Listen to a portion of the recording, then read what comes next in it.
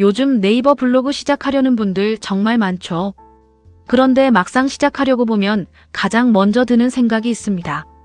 지금 시작해도 너무 늦은 거 아닐까? 특히 요즘은 이미 오래 운영된 블로그들도 많고 정보도 넘쳐나다 보니까 시작하기 전부터 괜히 어렵게 느껴지는 경우도 있습니다. 그런데 실제로는 처음부터 완벽하게 시작하는 사람보다 운영하면서 조금씩 방향을 잡아가는 경우도 많습니다. 저도 블로그를 오래 운영하면서 느낀 부분 중 하나가 처음에는 방문자나 수익보다 꾸준히 할 수 있는 방향을 잡는 게 더 중요하다는 점이었습니다. 은근 여기서 흐름이 많이 달라지더라고요. 처음 블로그를 시작하면 대부분 일상 글부터 떠올리는 경우가 많습니다. 물론 일상 기록 자체가 나쁜 건 아닙니다. 다만 블로그 수익이나 검색 유입까지 생각한다면 어느 정도는 주제를 중심으로 운영하는 경우가 많습니다.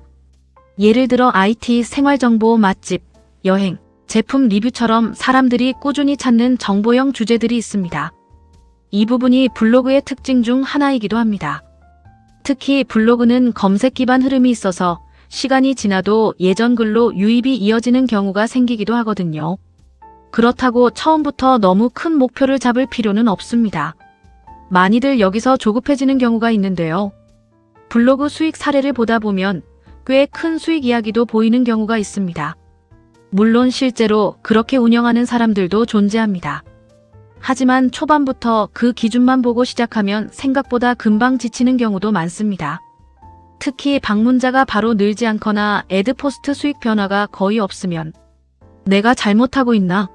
라는 생각이 들기도 하거든요. 이거 은근 멘탈 흔들리는 포인트입니다. 그래서 처음에는 결과보다 흐름을 보는 게 더 중요할 수도 있습니다. 예를 들어 어떤 글에서 검색 유입이 생기는지, 사람들이 오래 보는 글은 어떤 스타일인지, 또 제목에 따라 반응이 달라지는지 이런 부분들을 하나씩 보게 되는 경우가 많습니다. 그리고 내가 어떤 방향으로 운영하고 싶은지도 점점 보이기 시작하더라고요. 블로그는 생각보다 주제 선택의 영향도 큰 편입니다. 수익만 보고 억지로 관심 없는 분야를 선택하면 중간에 글 쓰는 게 힘들어지는 경우도 많습니다. 반대로 자신이 계속 이야기할 수 있는 주제를 잡으면 비교적 오래 운영하기 쉬워지는 편입니다. 글 아이디어도 훨씬 자연스럽게 나오는 경우가 많고요.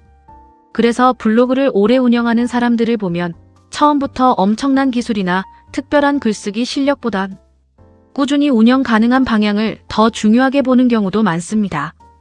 특히 네이버 블로그는 콘텐츠가 누적되는 흐름이 있어서 꾸준히 글이 쌓이면 예전 글에서도 방문자가 들어오는 경우가 생기기도 합니다. 물론 모든 블로그가 같은 결과로 이어지는 건 아닙니다. 주제나 운영 방식, 글 퀄리티, 꾸준함에 따라 차이가 꽤 크게 나는 편입니다. 그래도 처음부터 너무 어렵게 생각하기보다는 내가 꾸준히 할 수 있는 주제를 찾고 하나씩 콘텐츠를 쌓아가는 것부터 시작해보는 것도 괜찮은 방법일 수 있습니다. 블로그는 단기간 결과보다 운영 흐름이 더 중요하게 느껴지는 경우도 많습니다. 그래서 초반에는 완벽하게 하려 하기보다 꾸준히 이어갈 수 있는 방향을 만드는 게 오히려 더 중요할 수도 있습니다. 영상이 도움이 되셨다면 구독과 좋아요 부탁드립니다. 시청해주셔서 감사합니다.